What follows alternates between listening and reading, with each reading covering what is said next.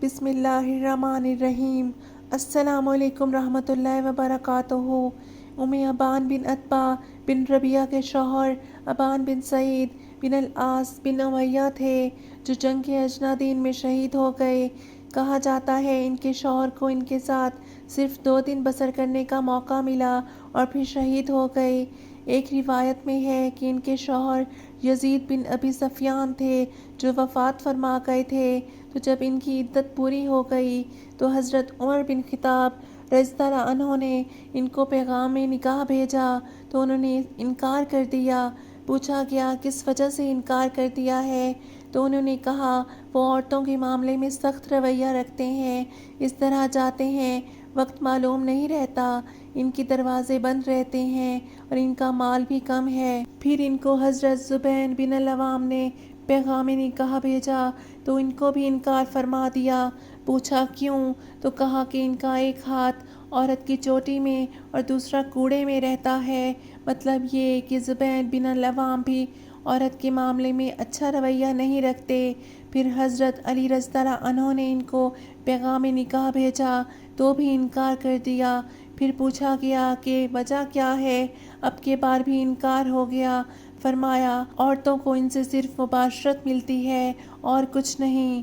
پھر حضرت طلحہ رضی اللہ عنہ نے پیغام نکاح بھیجا تو کہا یہ میرے لیے صحیح شوہر بننے کے حقدار ہیں۔ پوچھا گیا یہ کیسے؟ فرمایا میں ان کے اخلاق سے باخبر ہوں، اگر آتے ہیں تو ہنستے مسکراتے اور جاتے ہیں تو مسکراتے ہوئے، اگر بیوی سوال کرے تو عطا کرتے ہیں اور اگر بیوی چپ رہے تو وہ خود ابتدائی گفتگو کرتے ہیں اور اگر بیوی کام کرے تو شکریہ ادا کرتے ہیں اور اگر کوئی غلطی سرزد ہو جائے تو اس کے لیے استغفار کرتے ہیں۔ جب حضرت طلحہ رضی اللہ عنہ اور ابان کا نکاح ہو گیا اور شادی شدہ زندگی بسر کرنے لگے تو حضرت علی رضی اللہ عنہ نے حضرت ابو طلحہ سے فرمایا اے ابو محمد، اگر آپ اجازت دیں تو میں ابان سے کچھ بات کر لوں۔ حضرت ابو طلحہ نے فرمایا آپ بات کر لیں، مجھے کسی قسم کا کوئی عذر نہیں۔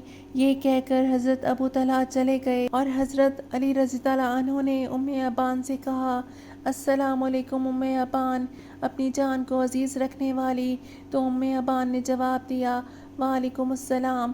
پھر حضرت علی رضی اللہ عنہ نے فرمایا کہ تم نے ہم تینوں میں سے جس نے تجھے نکاح کا پیغام بھیجا تو نے انکار کر دیا اور حضرت ابو طلحہ سے شادی کر لی۔ تو ابان کہنے لگی یہ تو قسمت کا فیصلہ ہے اور جوڑیاں تو اللہ پاک بناتا ہے، بے شک حضرت ابو طلحہ میں وہ تمام خوبیاں موجود ہیں جو میں اپنے شوہر میں چاہتی تھی، وہ میری عزت کی حفاظت کرنے والے اور میری بات میں پوشیدہ دکھ کو بھی سمجھنے والے انسان ہیں۔ حضرت ابو طلحہ بے شک اعلیٰ اخلاق کے مالک ہیں۔